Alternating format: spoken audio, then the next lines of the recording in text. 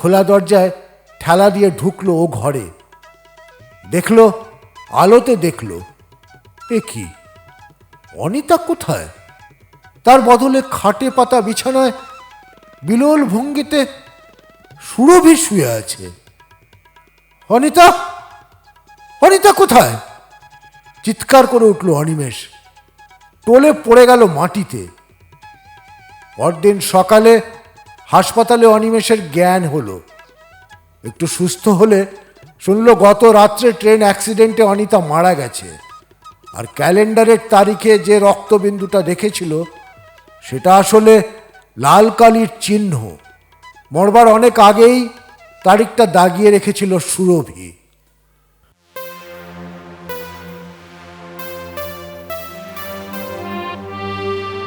নমস্কার বন্ধুরা, গল্পের ঢেবে ঢেবে আপনাকে স্বাগত।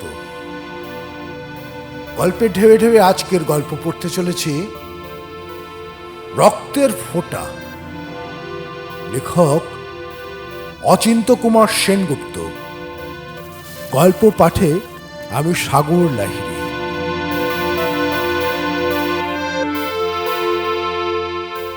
শুরু করছি আজকের গল্প রক্তের ফোঁটা। লেখক অচিন্ত কুমার সেনগুপ্ত।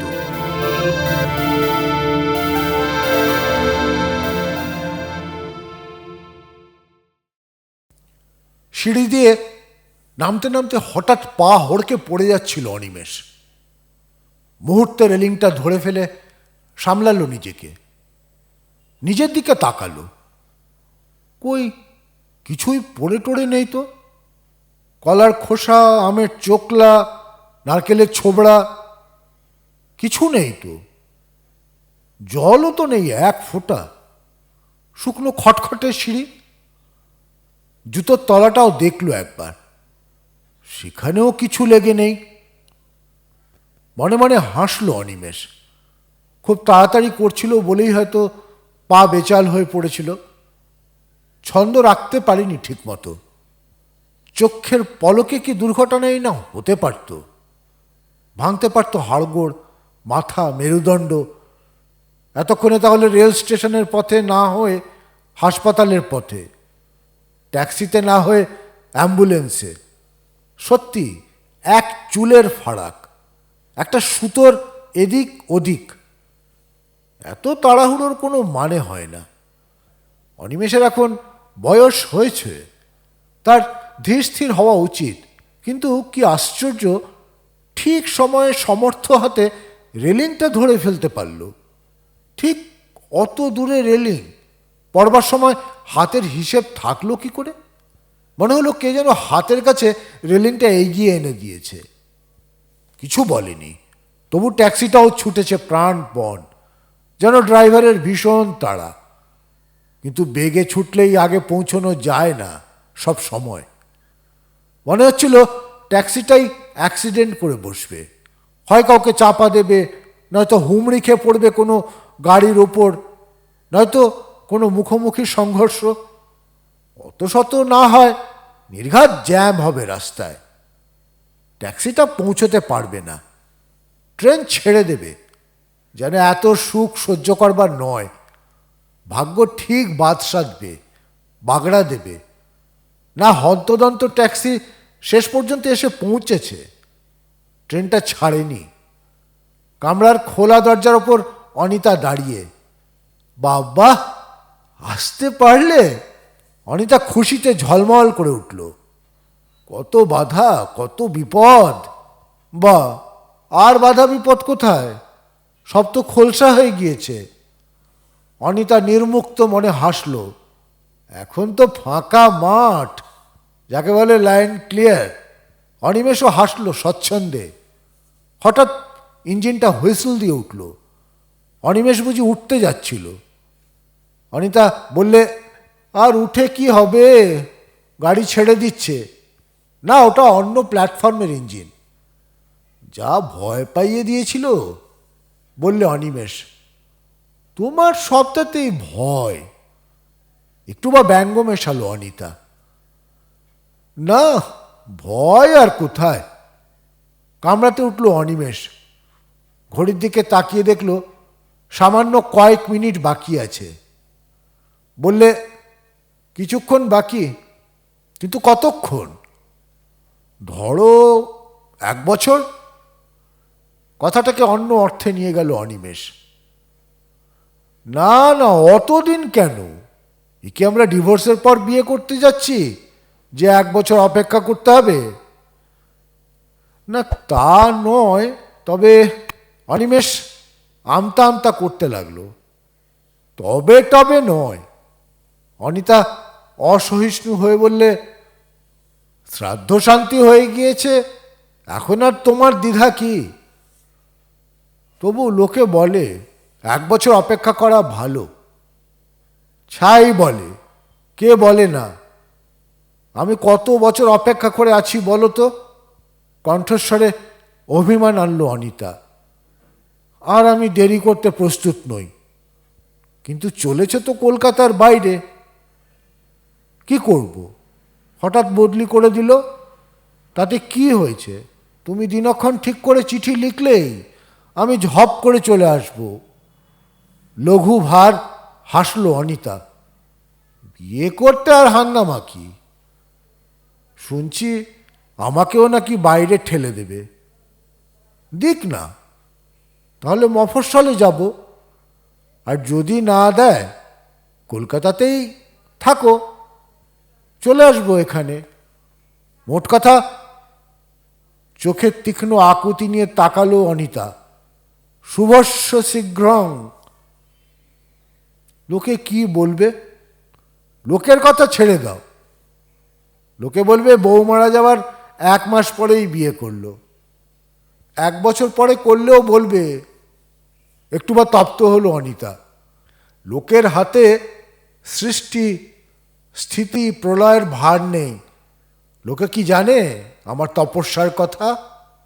তপস্যা? হ্যাঁ, প্রতীক্ষা আর প্রার্থনাই তপস্যা। অনিতা ঘড়ির দিকে তাকালো। তোমার বিয়ের প্রায় 2 বছর পর আমাদের দেখা। তুমি আমাকে বললে, তুমি আমার পরম হয়ে এলে তো প্রথম হয়ে এলে না কেন? সেই থেকেই প্রার্থনা করছি, প্রতীক্ষা করে আছি, কবে সে চরম দিন আসবে, কবে পথ পরিষ্কার হবে। 3 বছরের পর সেই সুযোগ আজ এলো।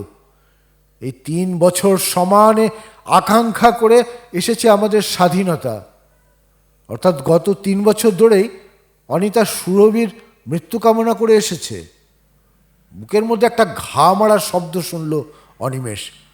সেই শব্দ কি তারও আকাঙ্ক্ষার প্রতিধ্বনি? না, তা কি করে হয়? সুরভি বেঁচে ছিল বলেই তো অনিতার প্রতি তার আকর্ষণ এত জ্বলন্ত ছিল, জীবন্ত ছিল। সুরভি আজ বেঁচে নেই, তাই কি অনিতাও আজ স্তিমিত, নিষ্প্রভ? এ কি, ট্রেন ছাড়ছে না কেন? সময় কখন হয়ে গেছে তবু ছাড়বার নাম নেই।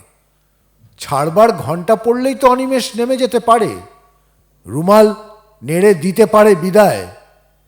কি একটা গোলমালে ট্রেনটা থেমে আছে, ছাড়ছে না। দীর্ঘতর হচ্ছে এই নিষ্ফল সান্নিধ্য। সব ট্রেনই ছেড়ে যায়। শেষ পর্যন্ত অনিতারটাও ছাড়ল। নামতে গিয়ে অনিমেষ আবার পড়ল নাকি পা হড়কে? না, সে অত অপগণ্ড নয়। তার পায়ের নিচে মোলায়েম প্ল্যাটফর্মকে ঠিক পৌঁছে দিয়েছে। মফস্বলে বদলি হয়ে এসেছে অনিমেষ। ভালোই হয়েছে, বদল হয়েছে পরিবেশের। মেঝেতে পায়ে পায়ে আলতার দাগ ফেলা নেই, নেই আর স্মৃতির রক্তাক্ত কণ্টক। ছোট ছাদওয়ালা বাড়ি, উপরে 2খানা মোটে ঘর, একটা শোবার আর একটা বসবার, নিচে বাবুর্চি চাকর। এর চেয়ে আরও ছোট হলে চলে কি করে? তবু অনিমেষের যেন কীরকম ফাঁকা ফাঁকা লাগে। এদিক ওদিক প্রতিবেশীদের বাড়িঘরগুলো কেমন দূর দূর মনে হয়। মনে হয় বাড়িটাকে ঘিরে যেন অনেক গাছপালা, অনেক হাওয়া, অনেক অন্ধকার। গাড়ি ঘোড়ার আওয়াজ অনেক পরপর শোনা যায়। ফিরিওয়ালারা এদিকে কম আসে, অথচ নদী কত দূরে। মধ্যরাত্রে একটু হাওয়া উঠলেই শোনা যায় গোঙানি। কাজে কর্মে লোকজন আসে, কিন্তু তাদের আসার মানেই হচ্ছে চলে যাওয়া। সমস্ত ভিতর বার আশপাশ একটা শূন্যতার শ্বাস দিয়ে ভরা। না আসুক অনিতা, ঘর দোর ভরে তুলুক।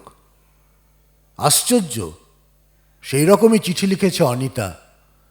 এই মফস্বল শহরেই সে একটা উচ্চতর চাকরির জন্য আবেদন করেছে। কদিন পরেই ইন্টারভিউ। হ্যাঁ, কোথায় আর উঠবে?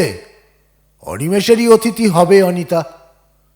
চিঠি লিখে বারণ করল অনিমেষ, তুমি এসো, থাকো, চাকরি করো, কিন্তু আমার বাড়িতে উঠো না, অন্তত এখন নয়, একেবারে আজকেই নয়। জানোই তো আমার বাড়িতে মেয়ে ছেলে কেউ নেই, তোমার অসুবিধে হবে। তাছাড়া আমি দুর্বার একা, আগে অধিষ্ঠিত হও, পরে প্রতিষ্ঠিত হবে। পাল্টা জবাব দিল অনিতা, প্রায় তিরস্কারের ভঙ্গিতে। লিখলে, আমি একজন সম্ভ্রান্ত পদস্থ শিক্ষিকা, একটা চাকরির সম্পর্কেই তোমার কাছে একদিনের সাময়িক আশ্রয় চাইছি, অন্য কোনো উদ্দেশ্যে নয়। আর নিজেকে অত দুর্বার বলে স্পর্ধা করো না, ভাববে আমার প্রতিরোধ দুঃসাধ্য, অন্তত যতক্ষণ আমি সম্ভ্রান্ত পদস্থ শিক্ষিকা। না তুমি এসো, ঝগড়াঝাটির কি দরকার? তুমি এলে কত গল্প করা যাবে, কত হাসা যাবে মন খুলে, স্তব্ধতাকেও কত মনে হবে রমণীয়।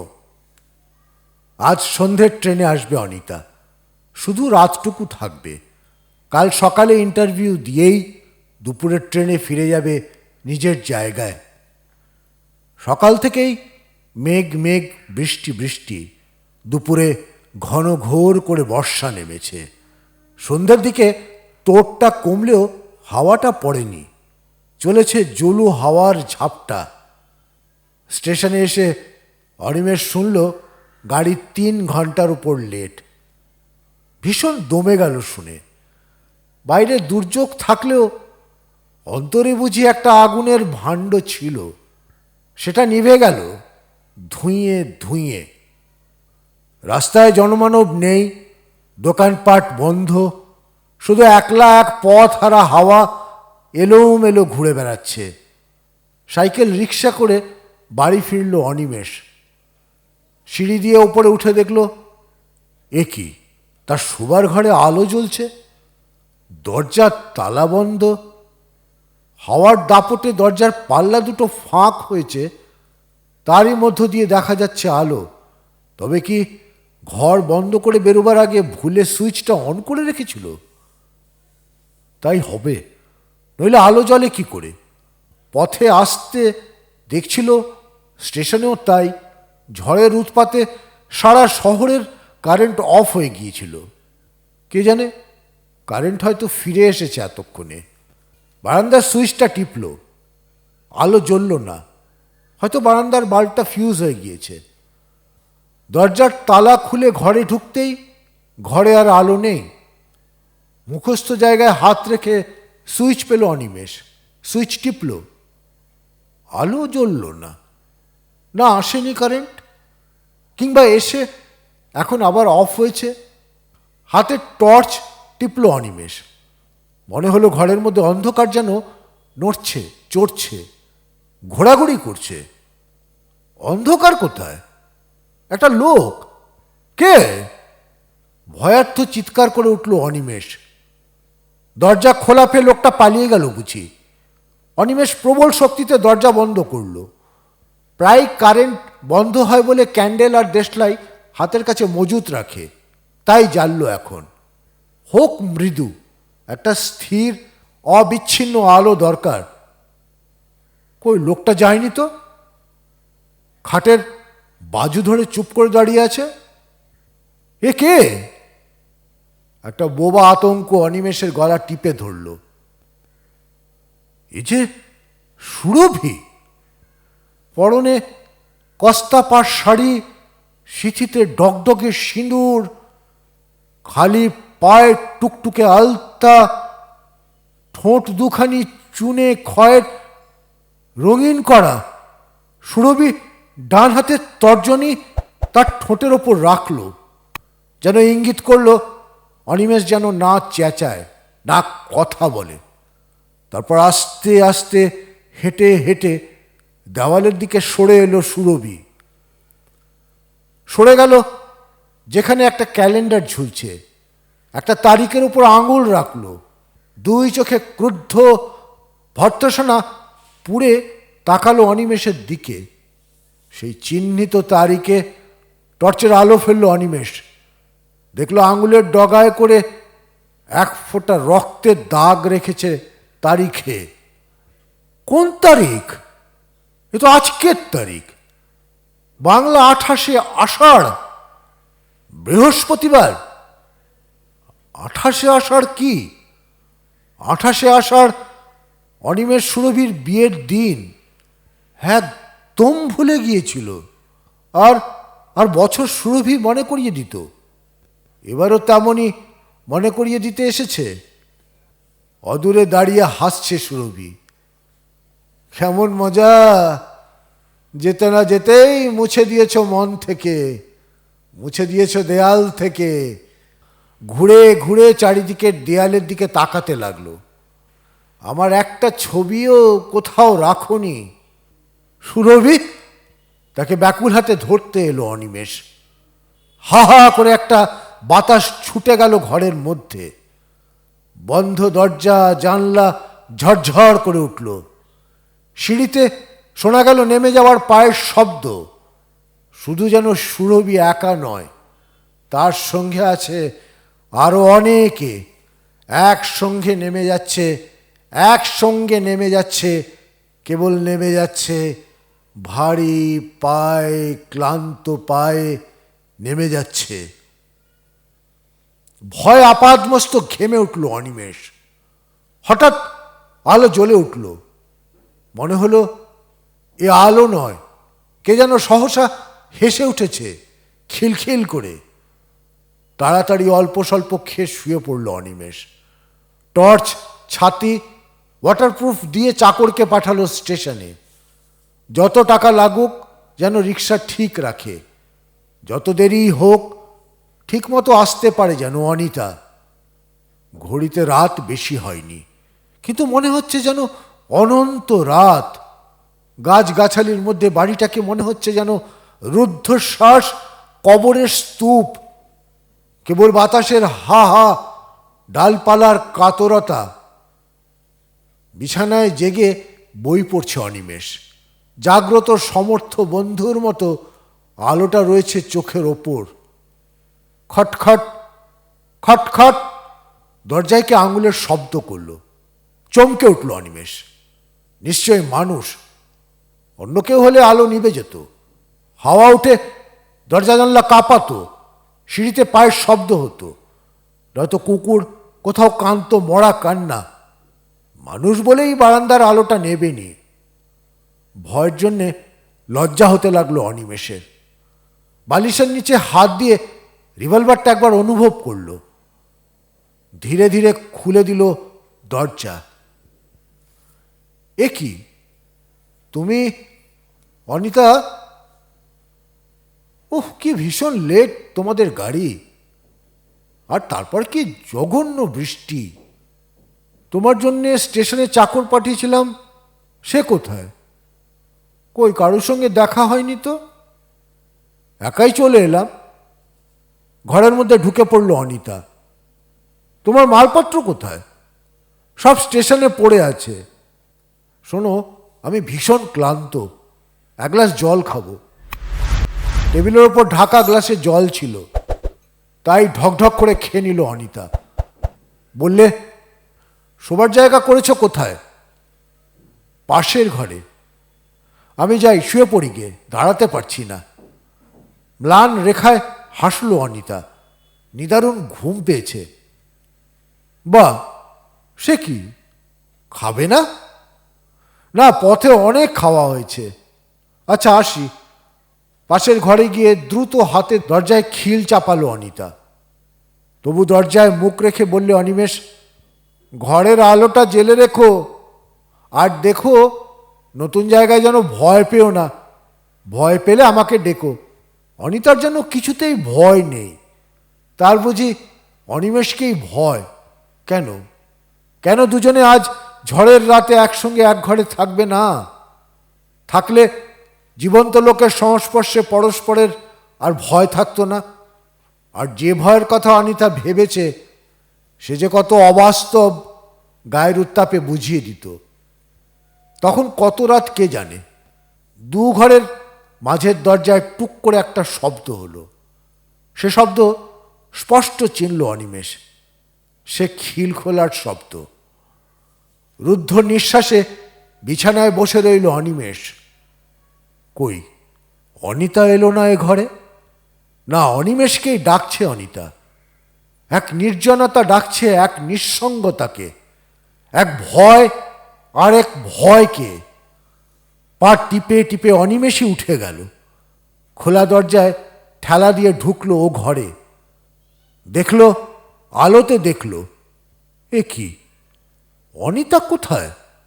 তার বদলে খাটে পাতা বিছানায় বিলোল ভঙ্গিতে সুরভি শুয়ে আছে। অনিতা, অনিতা কোথায়? চিৎকার করে উঠল অনিমেষ। টলে পড়ে গেল মাটিতে। পরদিন সকালে হাসপাতালে অনিমেষের জ্ঞান হলো। একটু সুস্থ হলে শুনল গত রাত্রে ট্রেন অ্যাক্সিডেন্টে অনিতা মারা গেছে। আর ক্যালেন্ডারের তারিখে যে রক্তবিন্দুটা দেখেছিল সেটা আসলে লাল কালির চিহ্ন। মরবার অনেক আগেই তারিখটা দাগিয়ে রেখেছিল সুরভি।